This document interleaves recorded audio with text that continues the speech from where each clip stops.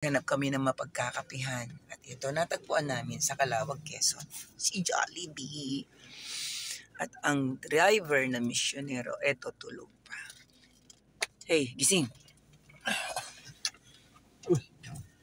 Good morning! Good morning! Day 2 na po ng ating balik tanaw. So maraming salamat po sa inyong pagsubaybay at binabalikan talaga namin yung ating pong naging unang mission po namin, kaya nasa puso po namin nakatatak. Ang gusto po niyong malaman yung ating pong detalye ng pagbabalik tanaw, punta po kayo sa ating YouTube channel, nandyan po sa description ng video ito. God bless! God bless po. Samahan po ninyo kami sa ating pong Day 2 at marami tayong ikukwento pa sa inyo.